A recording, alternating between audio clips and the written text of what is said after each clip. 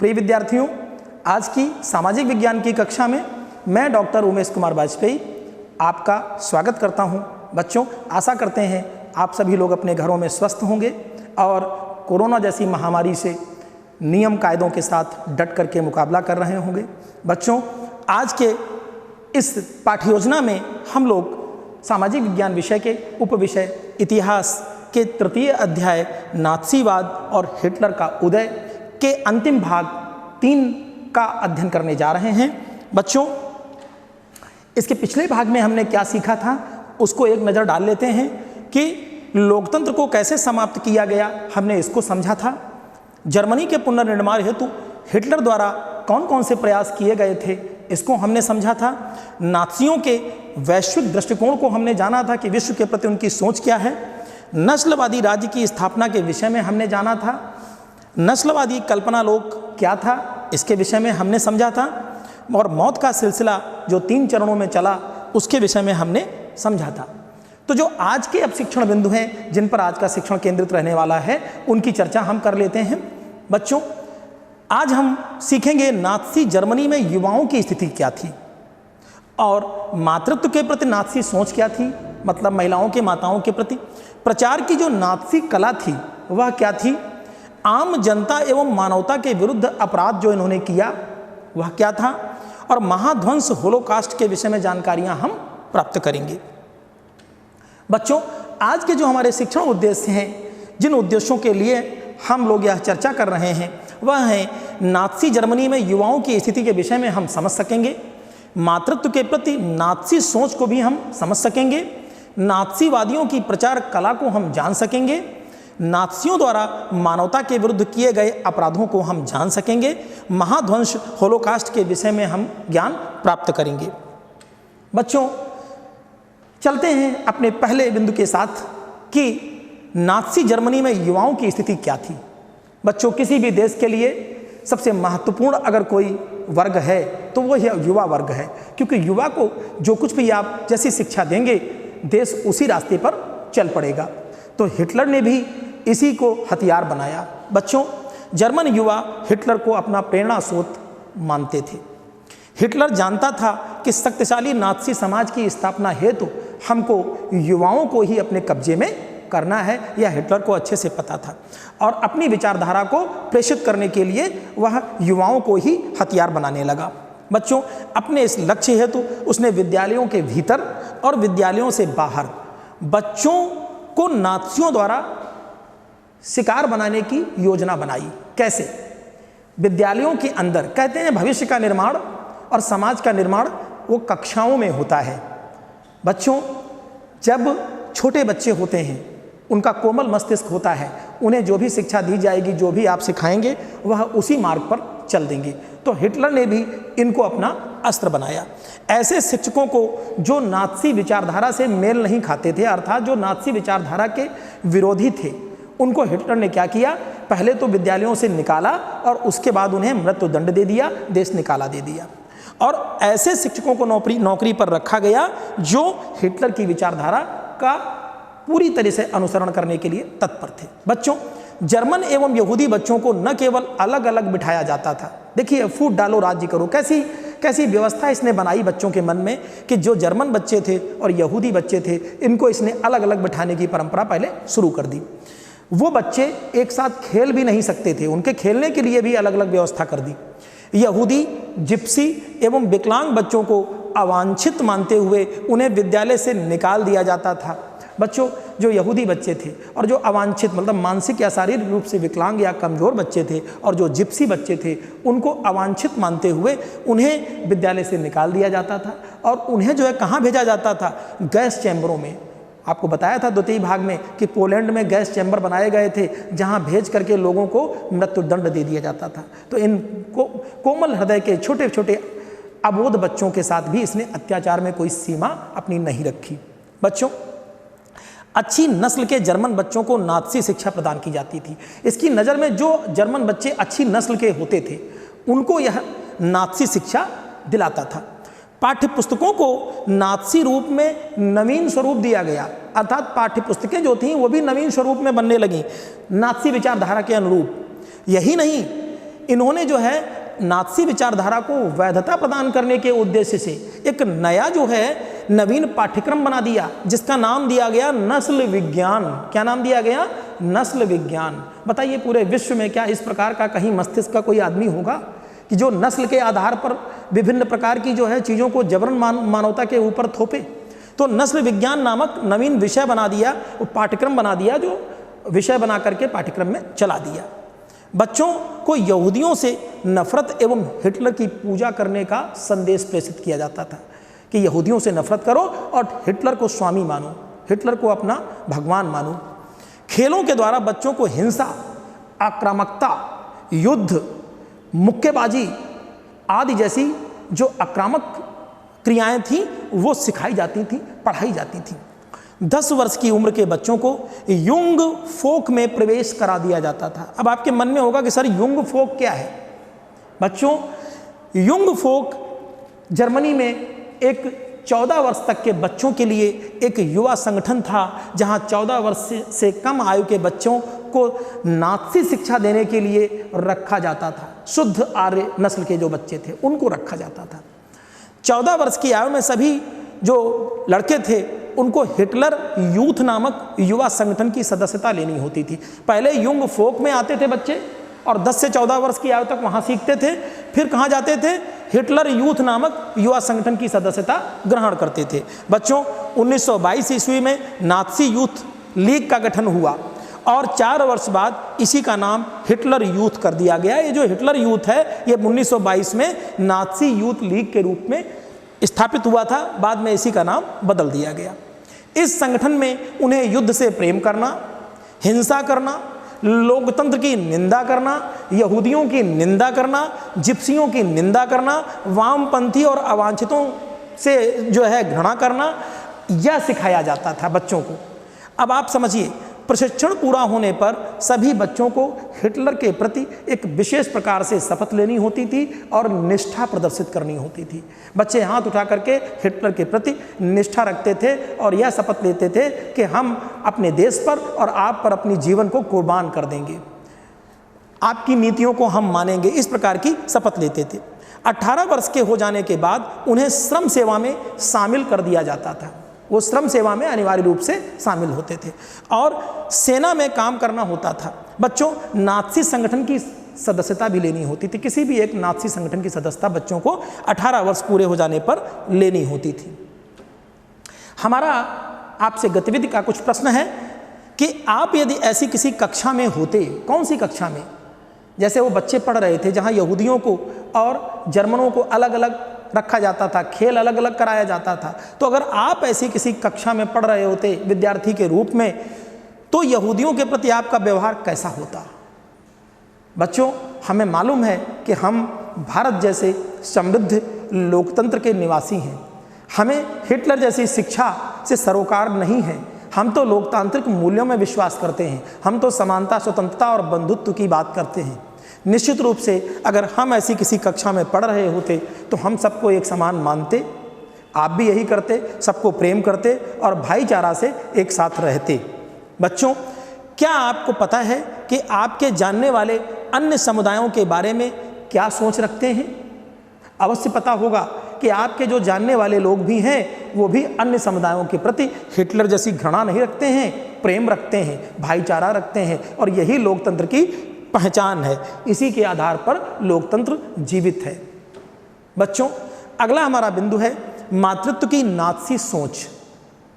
इसके बारे में जान लेते हैं कि नात्सीवाद में प्रत्येक बच्चे को बचपन से ही सिखाया जाता था कि महिलाएं पुरुषों के समान कभी नहीं हो सकती। हिटलर कहता था कि जो महिलाएं हैं वो अपनी समानता, अपनी बराबरी के लिए बात करना छोड़ दें, वो कभी भी पुरुषों के समान नहीं हो सकती। उनका तो जन्म ही इसीलिए होता है कि वो केवल माता बने, बच्चे पैदा करें, अधिक से अधिक और हष्ट पुष्ट बच्चे पैदा करें और उनका पालन पोषण करें, उन्हें नात्सी शिक्षा दें और उन्हें अच्छी शुद्ध नस्ल के बच्चे पैदा करने चाहिए। ये हिटलर का कथन था, घोर अमानवीय कथन, जिनको हम सुन भी नहीं सकते, जिनके बारे में हम विचार भी नहीं कर सकते, तो यह शिक्षा दी जाती थी। महिलाओं को केवल शुद्ध नस्ल वाले बच्चों को जन्म देने वाली माता के रूप में स्वीकार किया जाता था, जो अभी मैंने बताया हिटलर की यह सोच थी। जो माताएं ऐसा कर पाने में अक्षम रहती थीं या ऐसा नहीं कर पाती थीं, उनके ऊपर विभिन्न प्रकार के जुल्म ढाए जाते थे। उन्हें घेटों में भेज दिया जाता था, उन्हें गैस चैम्बर में भेज दिया जाता था, देश से निष्कासित कर दिया जाता था। उनके सर को मुड़ा करके और सर को मुंडन करके और उन्हें अपमानित किया जाता था। बच्चों, सभी माताओं को यह जिम्मेदारी दी जाती थी कि वो अपने घरों में अच्छे बच्चे उत्पन्न करें। अब सोचिए, आपके मन में प्रश्न होगा कि यह कितना मूर्ख व्यक्ति था। क्या कोई बच्चे भी अपने मन से अच्छे और बुरे उत्पन्न कर सकता है? अरे यह तो प्रभु की और ईश्वर की लीला है कि बच्चे तो भगवान का स्वरूप होते हैं। उन्हें आप जन्म लेने के बाद कैसा भी बना लें, वो बन जाएंगे। लेकिन बच्चे ईश्वर का रूप होते हैं, उन्हें कोई अपने हिसाब से पैदा नहीं कर सकता ना। लेकिन हिटलर का ऐसा मानना था कि सभी माताएं अच्छी नस्ल के बच्चे उत्पन्न करें, उन्हें नाज़ी शिक्षा प्रदान करें और यहूदियों से दूर रहने की शिक्षा दें, यहूदियों से मिलने न दें, ऐसा इसका मानना था। जर्मन माताओं के साथ भी एक जैसा व्यवहार नहीं किया जाता था। आप सोच रहे होंगे कि जर्मनों के साथ अच्छा व्यवहार करता था। जी नहीं, जर्मन माताओं के साथ भी इसका व्यवहार समान रूप से नहीं था। जो माँ जितने अधिक एवं शुद्ध नस्ल के बच्चे उत्पन्न करती थी, जर्मनों की भी बात यही थी। यहूदी तो छोड़ दो, जिप्सी तो छोड़ दो, अवांछित तो छोड़ दो, जो जर्मन के माताएं थीं, जर्मन माताएं, उसमें भी जो माता सबसे अधिक संतान उत्पन्न करती थी, हिटलर के लिए वो महान माता होती थी। जो माँ शुद्ध नस्ल के बच्चे उत्पन्न करती थी, हिटलर के लिए वह महान माता होती थी। और उन माताओं को हिटलर सैनिकों की भांति पदकों से सम्मानित किया करता था। आपको सुन करके बड़ा आश्चर्य हो रहा होगा कि इस प्रकार का व्यक्तित्व भी विश्व के किसी पटल पर उत्पन्न हुआ। इसी का तो परिणाम था कि पूरे विश्व को इसने द्वितीय विश्व युद्ध में झोंक दिया था, इसकी इस सोच ने। इसीलिए लोग आज अगर कहीं किसी की चर्चा करते हैं तानाशाही के रूप में, तो हिटलर का नाम गाली के रूप में लिया जाता है। लोग कहते हैं कि वह तो हिटलर शाही चलाता है। तो बच्चों, आज आप सीख लीजिए कि भविष्य में दुनिया में कोई दूसरा हिटलर पैदा न हो। 4 बच्चों वाली माँ को, जैसा भी मैंने बताया कि वह पदक से सम्मानित करता था, 4 बच्चों वाली माँ को कांस्य पदक प्रदान करवाता था, 6 बच्चों वाली माँ को रजत पदक दिलाता था और 8 बच्चे या इससे अधिक बच्चे उत्पन्न करने वाली माँ को स्वर्ण पदक प्रदान किया जाता था हिटलर के द्वारा। बच्चों, जो माँ नाज़ी आचार संहिता पर खरी नहीं उतरती थी, अब आपके मन में होगा कि यह आचार संहिता क्या है। नाज़ी आचार संहिता अर्थात नाज़ी विचारधारा को मानने वाली एक इन्होंने कानूनी पुस्तक बना ली थी, एक नियम कायदे बना दिए थे। तो जो माँ 4 बच्चे, 6 बच्चे, 8 बच्चे ये पैदा नहीं कर पाती थी, या बच्चे स्वस्थ और समृद्ध नहीं होते थे, उनकी नस्ल शुद्ध नहीं होती थी। हालांकि मेरी दृष्टि में नस्ल शुद्ध और अशुद्ध नहीं होती बच्चों, ये मैं इसकी चर्चा कर रहा हूँ कि इस मूर्ख की दृष्टि में वो नस्ल शुद्ध थी या अशुद्ध थी। तो ये इसकी सोच थी, मैं नहीं जानता, मेरा सरोकार इससे नहीं है। लेकिन यह ऐसा मानता था कि जो नाज़ी आचार संहिता पर माँ खरी नहीं उतरती थी, उसके सर को मुड़वा दिया जाता था और गले में एक तख्ती टांग करके उसको पूरे शहर में घुमाया जाता था। उस तख्ती पर लिखा होता था कि मैंने राष्ट्र के सम्मान को मलिन किया है। उसे देशद्रोही माना जाता था। बच्चों, इसी से संबंधित हमारा एक प्रश्न है कि यदि आप यहूदी औरत या गैर यहूदी मतलब जर्मन औरत की जगह होते, मान लीजिए थोड़ी देर के लिए कि आप अगर यहूदी महिला या गैर यहूदी जर्मन महिला होते, तो हिटलर की इस सोच को कैसा मानते और कैसी प्रतिक्रिया देते? निश्चित रूप से आपके मन में विचार आ रहा होगा कि अगर हिटलर कहीं आपको मिल जाए तो आप उसके साथ पता नहीं क्या क्या करेंगे। ऐसी ही सोच और ऐसी ही प्रतिक्रिया आपकी भी होती। लेकिन वो माताएं कितनी मजबूर थीं जिन्होंने हिटलर की इन अमानवीयताओं का चुपचाप जो है उसको सहन किया। बच्चों, अब आगे हम देखते हैं कि हिटलर जो है प्रचार कला में बहुत माहिर था। अपने माकूल, अपने अनुसार, अपने हिसाब से वो माहौल को बना लेता था, बहुत इस कला में निपुण था। तो प्रचार की कला कैसे प्रचार करवाता था नाज़ी पार्टी के लोगों से, देख लेते हैं। नाज़ी सरकार में भाषा एवं मीडिया का प्रयोग बहुत चालाकी से किया जाता था। बच्चों, किसी भी देश में सरकार का सबसे प्रमुख सहयोगी कौन होता है? भाषा और मीडिया। मीडिया चाहे तो किसी भी सरकार को सर पे बिठा ले और मीडिया अगर चाहे तो किसी को भी ज़मीन पर उतार दे। तो हिटलर भी इस चीज़ का बखूबी फ़ायदा उठाता था। उन्होंने अपने जघन्यतम कार्यों हेतु भ्रामक शब्दों का प्रयोग किया। आपको देखिए, सुन के अचरज होगा कि इन शब्दों का अर्थ क्या है और वास्तविकता क्या है। तो भ्रामक शब्दों का प्रयोग किया, जैसे सामूहिक हत्याओं हेतु। क्या शब्द प्रयोग करता था हिटलर? सामूहिक जो कत्लेआम है उसके लिए क्या शब्द प्रयोग करता था? विशेष व्यवहार। सामूहिक कत्लेआम को कहता था विशेष व्यवहार। अंतिम समाधान किसके लिए? यहूदियों की हत्या के लिए। मतलब विशेष समाधान, विशेष व्यवहार कहता था सामूहिक कत्लेआम को, और वही अगर यहूदियों का कत्लेआम हो रहा हो तो कहता था अंतिम समाधान। ये देखिए शब्द। और एक शब्द है यूथनेजिया, अर्थात विकलांगों की जब सामूहिक हत्या करा रहा हो तो उसे नाम देता था यूथनेजिया। और आगे देखिए, संक्रमण मुक्ति एक नाम देता था यहूदियों आदि को मारने के लिए, कत्लेआम करने के लिए, संक्रमण मुक्ति। बच्चों, संक्रमण होता है किसी महामारी का फैल जाना, जैसे कोरोना महामारी का समय चल रहा है तो कोरोना संक्रमण बहुत तेजी से फैल रहा है। तो हिटलर ऐसे ही कहता था संक्रमण मुक्ति, अर्थात यहूदियों की हत्या करा देने से, अवांछितों की हत्या करा देने से देश संक्रमण मुक्त हो जाएगा। ऐसा इसका जो है भाषाई आडंबर था। शब्दों के प्रवाह में लोगों को मूर्ख बनाता था। बच्चों, गैस चैम्बरों को कहता था संक्रमण मुक्त क्षेत्र। जो पोलैंड में उसने गैस चैम्बर बनाए थे उन्हें कहता था संक्रमण मुक्त क्षेत्र। देखिए, यह देखने में स्नानागार जैसे होते थे। जो संक्रमण मुक्त क्षेत्र इसने बनाए थे, गैस चैम्बर जहां लोगों की हत्याएं होती थी, उनको स्नानागार का स्वरूप दिया था। और झूठ मूठ के वो लगे हुए थे फव्वारे, और वो जो फव्वारे थे वो नकली थे। ऐसा लगता था जैसे अभी स्नानागार में कोई नहाएगा, जबकि वहाँ गैस चैम्बर थे, लोगों की दम घुटने से मौत हो जाया करती थी। तो इतना ये बहुरूपिया था। जनता का समर्थन प्राप्त करने हेतु तस्वीरों के माध्यम से, फिल्मों के माध्यम से, रेडियो के माध्यम से, चलचित्रों के माध्यम से, पोस्टरों के माध्यम से, विभिन्न प्रकार के आकर्षक नारों के माध्यम से, मीडिया के द्वारा पूरा फायदा उठाया करता था हिटलर। सबका अपने हिसाब से ये प्रयोग किया करता था।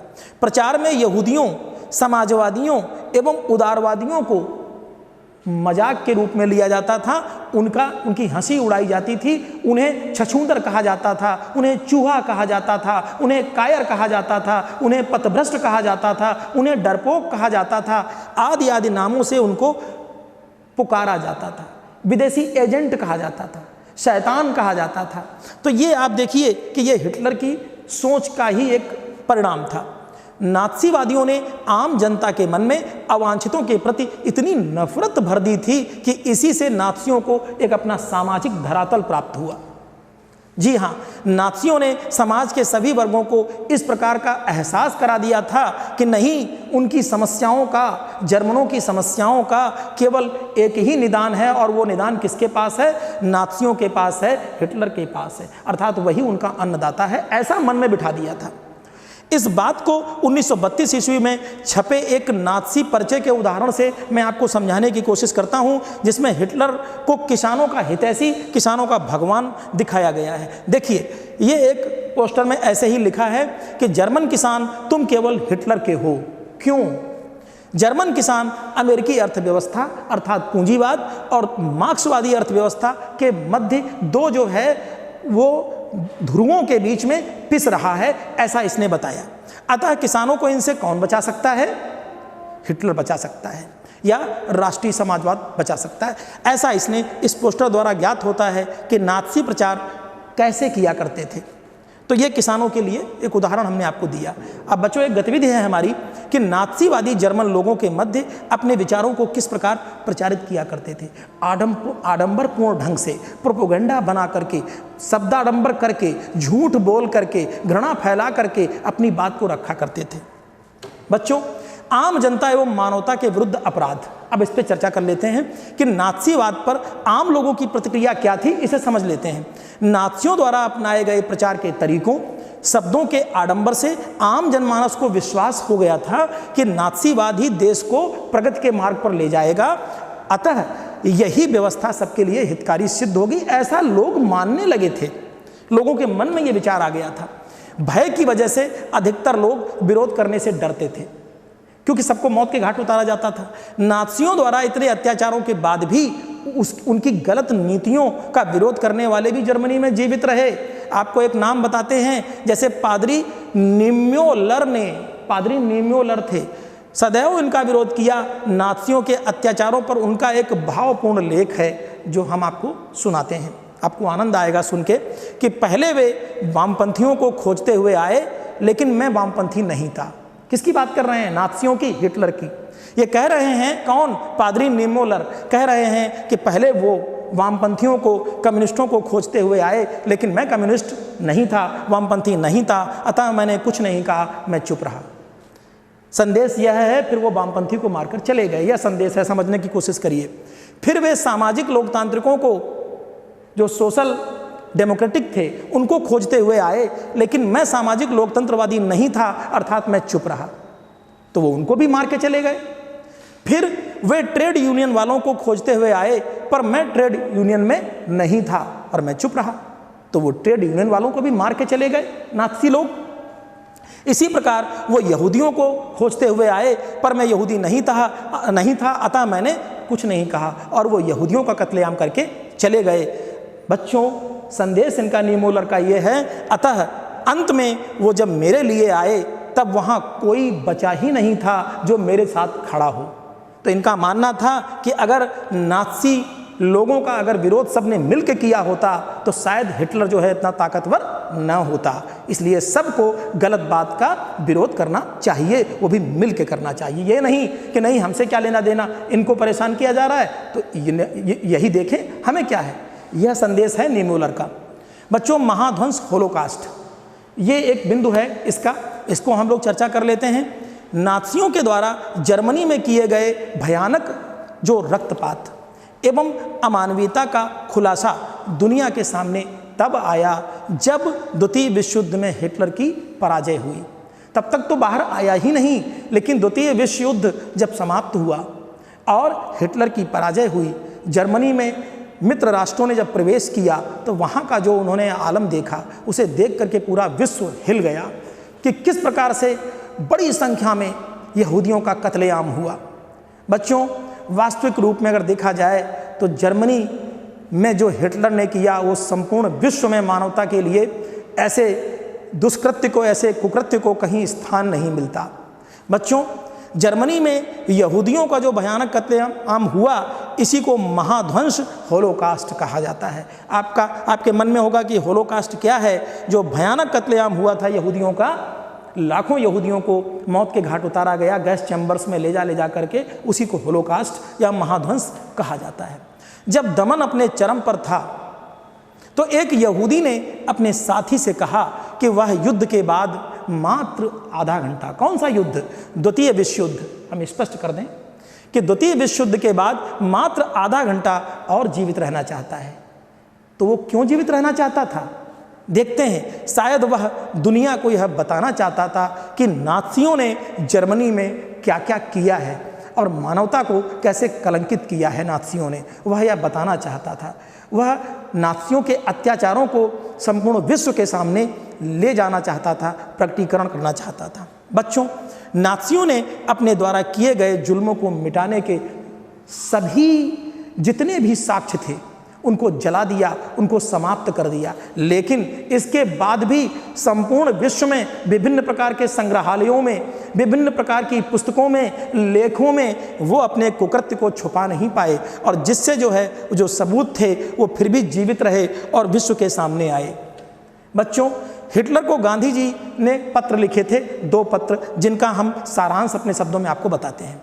हिटलर को गांधी जी ने पहला पत्र 23 जुलाई 1939 को लिखा। इस पत्र में उन्होंने लिखा कि प्रिय मित्र, इस पत्र में गांधी जी ने हिटलर से भावी द्वितीय विश्व युद्ध को रोकने की अथवा टालने का आग्रह किया। उन्होंने कहा, प्रिय मित्र, मैं अहिंसा का पुजारी हूँ और मेरी आपसे इच्छा है कि युद्ध किसी समस्या का निदान नहीं है, अर्थात आप अगर चाहें तो द्वितीय विश्व युद्ध को रोक सकते हैं। क्यों? क्योंकि सोवियत संघ में इन्होंने क्या आक्रमण कर दिया था, पोलैंड पर कब्जा कर लिया था, तो फ्रांस और इंग्लैंड इनके शत्रु बन गए थे। तो गांधी जी जानते थे कि अगर युद्ध होगा तो बहुत भयावह होगा, अतः उन्होंने इनसे प्रार्थना की कि भीषण जान माल के नुकसान से अगर आप बचा सकते हैं आप युद्ध को रोक दीजिए। ऐसा इन्होंने हिटलर से कहा 23 जुलाई 1939 को। फिर गांधी जी ने हिटलर को दूसरा पत्र लिखा 24 दिसंबर 1940 को। उसमें देखिए गांधी जी ने बड़े कड़े शब्दों का प्रयोग किया हिटलर, क्योंकि तब युद्ध प्रारंभ हो चुका था, चल रहा था। गांधी जी का यह पत्र अत्यंत कड़े शब्दों में लिखा गया। इसमें गांधी जी ने अहिंसा नामक शक्ति को बहुत ताकतवर बताया और कहा कि अगर विश्व के तमाम देश मिल करके भी और हिंसा करें और अगर टकराएं हमारी अहिंसा से तो वो पराजित हो जाएंगे। गांधी जी ने कहा हमारे पास अहिंसा नामक बहुत बड़ा सशक्त हथियार आ चुका है जिसका प्रयोग आप भी कर सकते हैं, अतः हम चाहते हैं कि आप जो है युद्ध को रोक दें और मानवता की रक्षा करें, क्योंकि कोई भी आपके देश में आपको आपके कुकृत्यों को माफ़ नहीं करेगा, ऐसा गांधी जी का मानना था। बच्चों, गांधी जी ने हिटलर को चिताया कि आप अंधे हो चुके हैं, अर्थात आपको यह दिखाई नहीं देता कि जिन विनाशकारी यंत्रों का प्रयोग आप कर रहे हैं उनसे अधिक घातक यंत्रों का प्रयोग कोई आप पर कर सकता है, और अतः युद्ध रोक दें। और हुआ भी ऐसा, अमेरिका जैसे ही युद्ध में शामिल हुआ तो अमेरिका ने जर्मनी को, हिटलर को घुटने टेकने पर मजबूर कर दिया। बच्चों, हम देखते हैं कि कुछ महत्वपूर्ण तिथियां हैं जिनको हम जल्दी से देख लेते हैं। 1 अगस्त 1914 को प्रथम विश्व युद्ध प्रारंभ हुआ था। 9 नवंबर 1918 को जर्मनी के हार से प्रथम विश्व युद्ध समाप्त हो गया था। 9 नवंबर 1918 को वायमर गणराज्य की स्थापना की घोषणा हुई थी। 28 जून 1919 को वारसाई की संधि हुई थी, जो कि वास्तव रूप में बहुत बड़ा एक गलत हुआ था उसमें जर्मनी के साथ। बच्चों, 30 जनवरी 1933 को हिटलर जर्मनी का चांसलर बना। 1 सितंबर 1939 को जर्मनी का पोलैंड पर हमला हुआ और इसी से द्वितीय विश्व युद्ध का श्री गणेश भी हुआ। 23 जून 1941 को यहूदियों का कत्लेआम शुरू किया गया, जो हमने आपको बताया था सर्वनाश, तृतीय चरण सर्वनाश। 8 दिसंबर 1941 को अमेरिका भी युद्ध में शामिल हो गया, जब पर्ल हार्बर पर जापान ने बमबारी की थी। 27 जनवरी 1945 को सोवियत सेना ने कब्जे की जो भूमि थी उसको मुक्त कराया। 8 मई 1945 को मित्र राष्ट्रों की विजय हुई और द्वितीय विश्व युद्ध की समाप्ति हुई। तो बच्चों, आज हम लोगों ने इस पाठ में क्या क्या सीखा एक बार देख लेते हैं कि नाज़ी जर्मनी में युवाओं की स्थिति के विषय में हमने विस्तृत अध्ययन किया। मातृत्व के प्रति नाज़ी सोच को हमने बहुत अच्छे ढंग से समझा। नाज़ीवादियों की जो प्रचार कला थी उसको भी हमने समझा। नाज़ियों द्वारा मानवता के विरुद्ध किए गए अपराधों को हमने जाना कि कितने घोर अत्याचार इन्होंने किए। महाध्वंस होलोकास्ट के विषय में हमने जाना कि कैसे जो है लाखों यहूदियों को मौत के घाट निर्दोष होने के बाद भी उतारा गया। बच्चों, आज का जो गृह कार्य है, नाज़ी सोच के विशेष पहलू क्या थे, आपको लिखना है इसको। यहूदियों के विरुद्ध नफरत फैलाने में नाज़ी सफल क्यों हुए, क्या कारण थे, आपको कारण लिखने हैं। जनता पर नियंत्रण बनाने हेतु नाज़ियों ने क्या तरीके अपनाए, आपको उन तरीकों को लिखना है। बच्चों, हमने आज इस पूरे पाठ का अंत कर दिया इसी तृतीय भाग के साथ। तीनों भाग हमने पूरे मनोयोग से आपको समझाए। आशा करते हैं कि आपको बहुत अच्छे ढंग से ये समझ में आया होगा और आनंद भी आया होगा। बच्चों, अगर आपको कुछ और भी सीखना है, अध्ययन करना है, तो आप ऑनलाइन दीक्षा ऐप पर जाकर के अध्ययन प्राप्त कर सकते हैं, अथवा हमारे उत्तर प्रदेश माध्यमिक शिक्षा विभाग के YouTube चैनल पर जाकर के उसके लिंक पर जाकर के आप बहुत सारा ज्ञानार्जन कर सकते हैं। इन्हीं शब्दों के साथ आप स्वस्थ रहें, सुरक्षित रहें। मैं डॉक्टर उमेश कुमार वाजपेयी आप सभी से विदा लेता हूँ। धन्यवाद।